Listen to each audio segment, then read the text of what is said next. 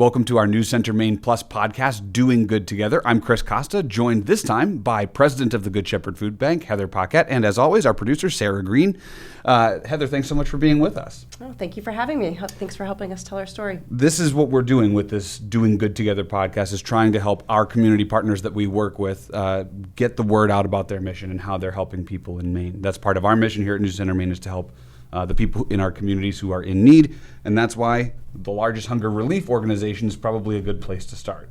Heather, your team serves more than 190,000 Maine people a year, and you said that number is growing. Can you tell me more about that? That's exactly right. So I've been president of Good Shepherd Food Bank for 2 years now. When I first took the role, Maine had 11% food insecurity, which was 170,000 people. In the short 2 years since I've been in this role, our food insecurity rates have gone up in the state due to a number of factors. And Maine currently sits with 13.8% food insecurity, which is 191,000 people. We're going to use the term food insecurity a lot. Can you help somebody who's maybe not as familiar with that term understand what does it mean to be food insecure? Mm-hmm. It's the number one question we get, and it's something that's really important for people to understand.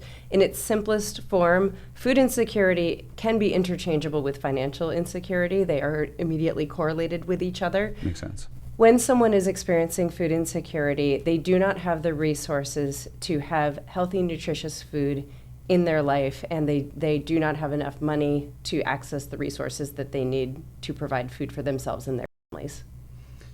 Can you help me understand people who are in those situations? What are they doing for food? That's right. So there are a number of tools that are necessary to have food security work in place in a state, and we rely on those tools to be safely in place to have a manageable amount of work in what we call ourselves as the Emergency Food Network. So Good Shepherd Food Bank is the Feeding America food bank for the state of Maine. Mm-hmm. Every state has at least one Feeding America food bank. Maine is unique in that it only has one, which is us, Good Shepherd Food Bank. We work with over 600 partner agencies from Fort Kent to Kittery to distribute food to those 191,000 people. So to answer your question, what people need to be food secure is a number of different tools. So we have the SNAP benefits that the government issues. Mm-hmm. That is income eligible criteria and very strict income eligible criteria. And that is administered through the Department of Health and Human Services to 170,000 people in Maine who are qualified for the program. Beyond that, there are Emergency Food Network resources to people who either don't qualify for SNAP benefits or they do qualify for SNAP benefits and their needs are larger than the average of $6 a day that they receive with those benefits. And it's really a mix that we serve. Wow, $6 a day for SNAP benefits? Correct, per person. From your experience, generally speaking, have the benefits that people are trying to sort of patchwork together, have they been enough to get people the healthy, nutritious food that they need to live sustainable lives? They absolutely have not. So that's part of the dynamic that's causing food insecurity rates to grow in the state of Maine and throughout the nation. So if you think about the rising costs of housing, transportation, childcare, and food, wages have not paced with the same rate of growth. And even something like SNAP benefits have not grown with the rate of rising food prices. So it's a doubly impactful dynamic that's existing in our state. And Maine has the highest rate of child food insecurity in the entire New England region. There's a number of factors that break into that. But we're extremely focused on working with our partner agencies and doing as much as we can for the rising number of people who would depend on our services. You were telling me that in the state of Maine there are roughly 55,000 kids who would be considered food insecure. That's right. So I mentioned there's 191,000 total people who are experiencing food insecurity in the state of Maine. Right. Within that number are 55,000 children. Okay. 190,000 has got to be what, 1 in 7, 1 in 8 Mainers or so? It's 1 in 7. It's 13.8% of the state. Okay, so theoretically, somebody who lives on the standard neighborhood street in the state of Maine probably has a neighbor who's on some That's type exactly of right. program. Yes, that's something that's really important for people to understand. And as we're telling the story of how food insecurity happens, food insecurity does not happen in a vacuum. It does not happen in a bubble. It is people that you are standing next to in line in a different forum. It's people that you're sitting next to in meeting rooms. It's people your kids go to school with. It's people you work with. And often it's people you would not expect experience food insecurity.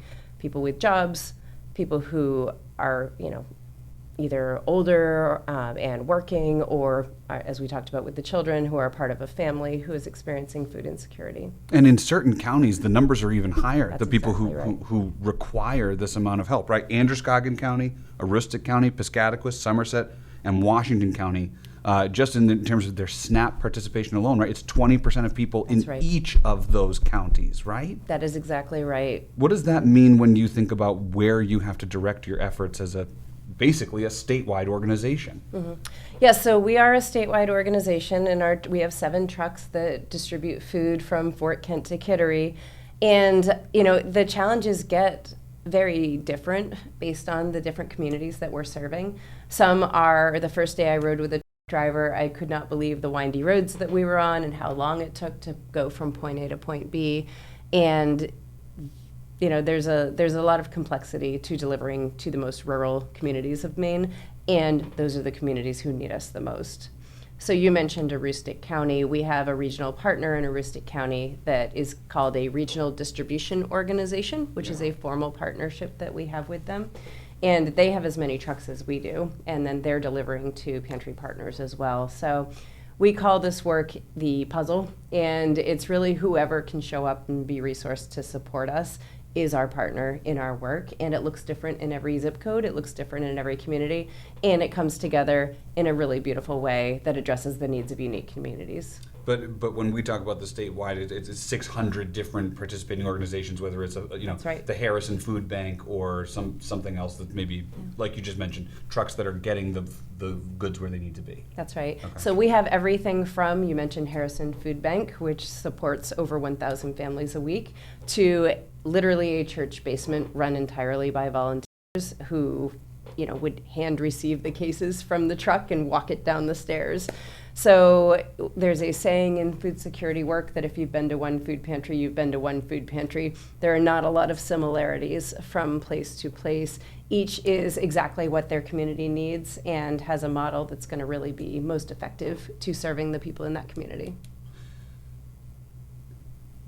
We're about to go into some of the challenges that Good Shepherd has faced, as well as anybody who's doing any type of food security work as it relates to the federal level. Are there things you've seen at the state level, particularly in the last 5 years, that have been difficult, or challenges you've had to overcome in this type of work? I would say within the state we talked about increased costs. So people are battling increased costs of housing, increased costs of transportation, growing costs of childcare.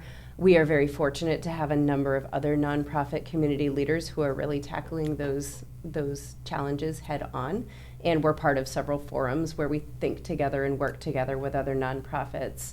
I would say our partners at the State House and in the governor's administration are very productive partnerships, and we work side by side with them to solve problems.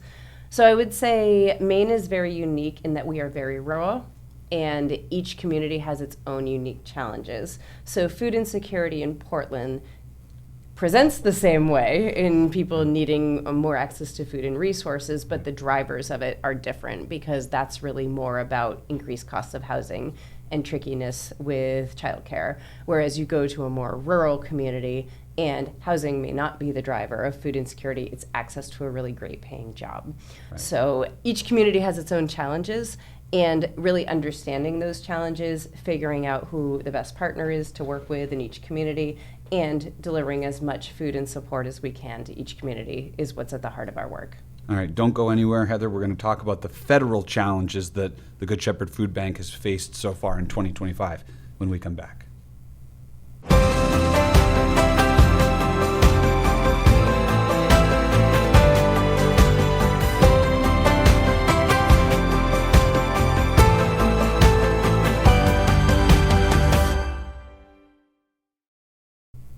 Welcome back to our Doing Good Together podcast, this time joined by the president of the Good Shepherd Food Bank, Heather Paquette. Heather, thanks for being here with us. Thank you for having me.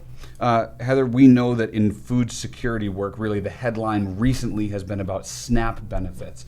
But you were telling us in the break that throughout 2025, there's basically been a timeline of, I think, what you called shoes to drop that have affected the type of work you're able to do. Can you start us at the beginning and help us understand what brought us to this point?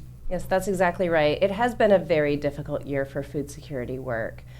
The first shoe that dropped was in March, where we learned that the federal funding for the LFPA program had been canceled. And the LFPA program? It's the Local Food Purchasing Agreement program.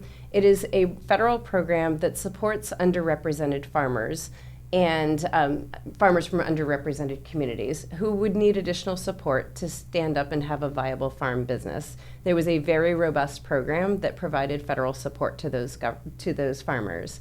Those farmers had seeds planted, contracts signed, and staff hired to fulfill those government contracts, and then learned after all of those things had happened that funding would no longer be available to them. That was $1.2 million for the state of Maine that we would have received over the course of 3 years.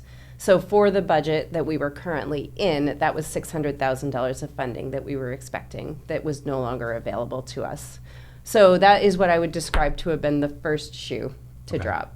Coupled with that, we learned that the USDA food, which is the TFAP program, the Emergency Food Assistance Program, that's about 20% of the food that Good Shepherd Food Bank distributes through the state of Maine. We learned in March that our April through June distributions of TFAP would be reduced by 50%, with no certainty beyond that as to what the volume of food for TFAP would be beyond that. So again, we were forced to pivot and need to figure out how do we serve a growing need of food insecure people with a reducing amount of government food and funding. So that was March. Then we received our updated food security stats from Feeding America, which we receive annually, and that's when we learned that food insecurity rates in Maine had grown to 13.8%, which meant we had more people relying on us to provide food and support. And then in June, the reconciliation bill, you mentioned SNAP benefits, the reconciliation passed in late June, early July, which has extremely significant adjustments to eligibility for and receipt of SNAP benefits. And that started in October, and it has a really sliding scale of when impacts land. Okay. But once it is finalized over the course of the next several years, this is millions of dollars of impact of SNAP being reduced in the state of Maine. The first wave of those impacts started in October, where we saw 30,000 people who had their eligibility for SNAP benefits at risk of either being eliminated or reduced.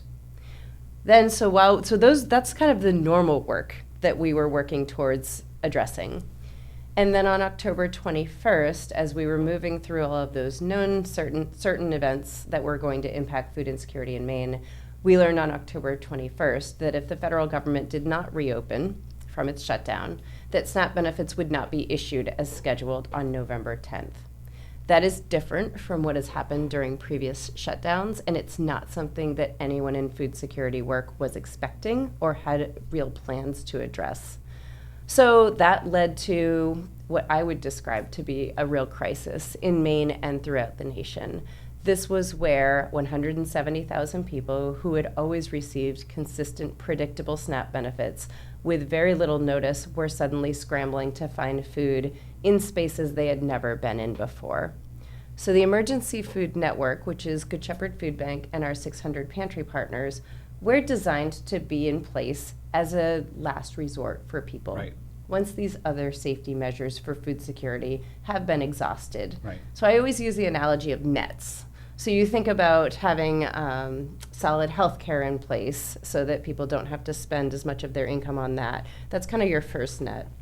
And then the second net is SNAP benefits. So those who are eligible for it receive it, and so that reduces their dependency on the Emergency Food Network. And then we're available at the bottom to catch people who have either need more than $6 a day for buying food or aren't eligible for SNAP benefits, and so that's a separate group. That's a group we've been addressing and supporting all along. So to describe what our partner agencies, it described to us through that October 21st to November 10th timeframe, we were hearing stories of 30 to 50% increases in lines at food pantries. Wow. We were hearing stories of multiple dozen extra families that were enrolling every week. And then that grew to, there was Pantry Partners reporting in over 100 new families in a community enrolling to receive food pantry food. In one community? In one community. Are you able to tell us what community that is? That was in Harrison. Wow. Yes, and they're not alone. Our food security programs rely pretty heavily on federal government funding. That's exactly right. Can you put that into context for people better than I just said it? I think you said it very well, actually. Well, I mean, is it roughly 50% of the budgets? Like when you guys try to make your plans for how you're going to catch people in these nets, how much are you banking on the federal government giving you each year or each fiscal year? How does that work? I would honestly say, and I believe I speak for the entire Feeding America network of 200 food banks throughout the nation, we base all of our work on having government tools securely in place. 100% of the tools that have existed since 1981. That's exactly right. Yeah. So there's always a chance that there will be eligibility changes. That happens on a very routine basis. So as like I just mentioned to you that 30,000 people are at risk of having their SNAP benefits reduced or eliminated, food bankers have tools in place and different strategies for how do we increase our efforts when something like that happens. But I never, in the first 2 years I had this role, and my predecessor in the 12 years she was in her role, never had conversations around what would it look like if there was a world without SNAP. These are government tools. To put it in historical context, SNAP emerged in the late 60s, early 70s. It was bipartisan work and has evolved and shifted since then to be the program it is today. Food banking started in the 80s. So we have literally never existed in a world where there was not government tools in place. What else has Good Shepherd done to try to fill some of these gaps left by reduced or canceled federal funding? My peers in other states are quite envious of the degree to which we have very purposeful integrated work with other nonprofits in the state, the degree to which we have support from our government leaders at the state, and the degree to which we have a community that will really stand up with us. We have literally nothing to complain about in that space. Okay. So I would say we are extremely grateful for a number of things. First and foremost, the way that our media partners showed up with us, specifically News Center Maine and the other media partners. We did over 30 media interviews from October 21st to today. And I was going to ask you, had you ever done that much media? I did 5 interviews my first year in this role. I did 5 interviews on October 21st when I was in Portland and learned the news and was informed I needed to get to Auburn because we had news interviews lined up. Those are a gift to us because it allows us to tell our story and it allows the people in Maine to understand what's happening and to make a decision around the degree to which they want to stand with us and help. Mm-hmm. And I have been absolutely stunned and humbled watching the Maine community stand up with us. There's the stories of one morning I was working and my cell phone rang and it was an unrecognized number. And you never know what happens with those. I answered it and there was an anonymous donor, she told me her name, I won't say it on the air, who gave us $200,000. Wonderful. And she had never given to food security work before. Her priorities were different.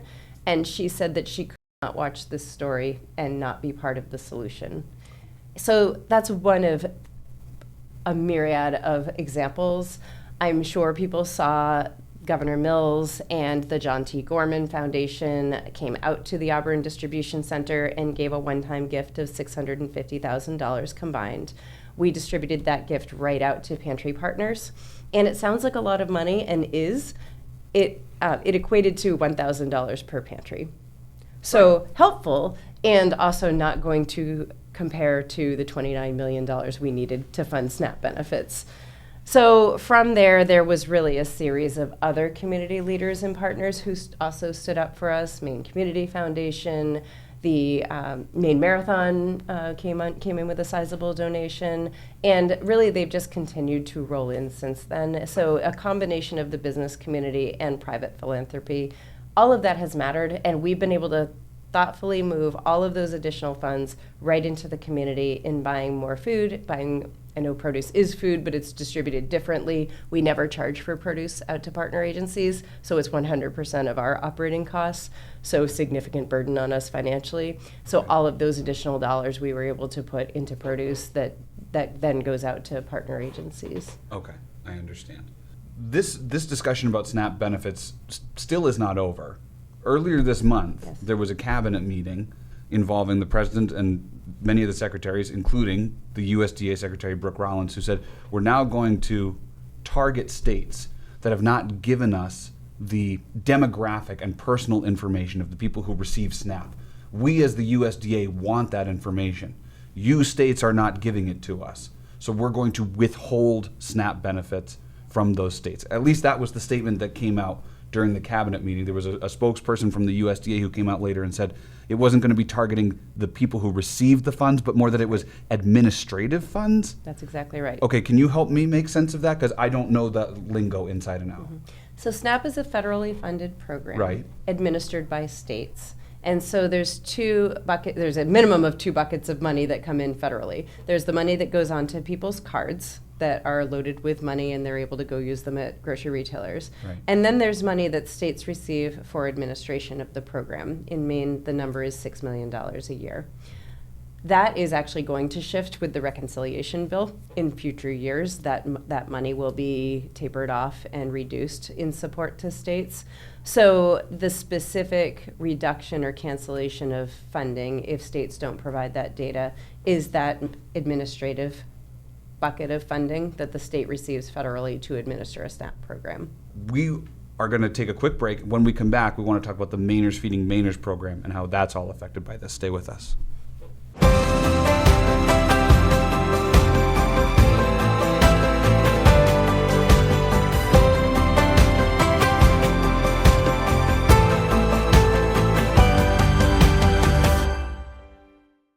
Welcome back to our Doing Good Together podcast featuring Heather Paquette, the president of Good Shepherd Food Bank. Heather, we were talking about the Mainers Feeding Mainers program and some legislation that's coming up in the next session of the Maine State Legislature to sort of protect this program, or what's the word you would use? Bolster it? Enhance it? Bolster and enhance work for us. It's to grow the Mainers Feeding Mainers program and provide more state funding so that we can continue to support the program. Mainers Feeding Mainers is a program that we're extremely proud of at Good Shepherd Food Bank. It has existed for over a decade, and in its current state today, we buy fresh local produce from over 90 Maine farmers, and those farmers distribute that produce directly to pantry partners in their communities. So it's extremely efficient. You're not moving that truck from Fort Kent to Kittery, and it's investing in our local farms. So if I can give the best example of one of our programs that really honors that balance between food today and food tomorrow, we really believe in this program. It is also expensive to administer. It costs more to source local produce than it does to source produce at scale. And someone's going to ask you, why should we do that? That's exactly right. And the answer is, it's absolutely the right thing to do for the state of Maine. It keeps the money in the state, and it supports those local farmers so that they have the economic viability to continue to operate. Food agriculture does not have a strong presence in Maine.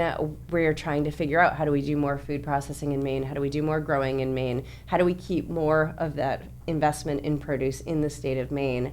So when I think about Mainers Feeding Mainers, it's a program that we're very proud of, and it's probably the best example of a nonprofit working in partnership with our state Department of Agriculture, Conservation, and Forestry, because the program is co-funded by those two sources. Mm-hmm. We currently receive $1 million from the state. Mm-hmm. Every dime of that goes directly to the fresh local produce from the farmers. We then more than double that with food bank operating dollars, which are donor dollars that we're fundraising. And we will always have a balance of the two. It's not that we're looking to stop supporting that with our operating dollars. What we're finding is that program gets much more difficult to protect and defend in a world where our costs are going up and our federal funding is being reduced. We advanced LD 415, which is a bill in the State House last year, and it went all the way through the legislative session and passed, and then now currently sits on the appropriations table for funding. It will resurface as part of the legislative session next year, and we are extremely hopeful that we can have a successful outcome with it. We have talked so many times when we do our Feed Maine telethons about how different ways that people can get involved, people wanting to help out. Some people say, well, I can't volunteer, but I can send money or I can send food. You were telling us that really the most pound for pound best donation that somebody can give really is $1 or a money. It's money. Why is it that when people would say, oh, but I want to send you the canned goods or I want to send you the food? All giving is helpful, and we're grateful for all of it. Some giving is more helpful than others. So as you described, when you're investing in a more efficient way of moving the funds from point A to point B, it has more buying power.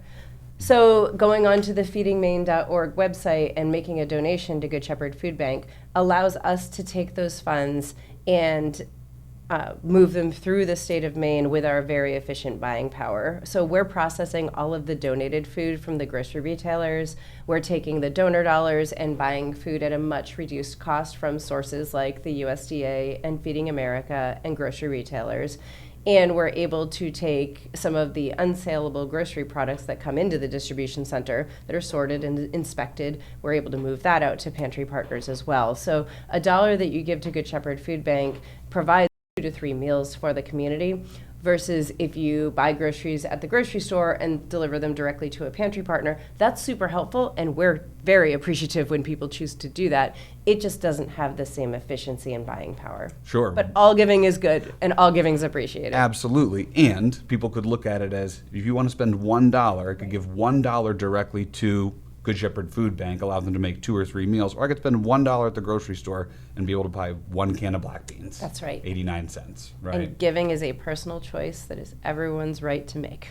For sure. Yep, and sometimes people do it with time. And That's you've right. given us yours. We appreciate it. Heather Thank you. Paquette, Yeah. thank you for joining us on our Doing Good Together podcast on New Center Maine Plus.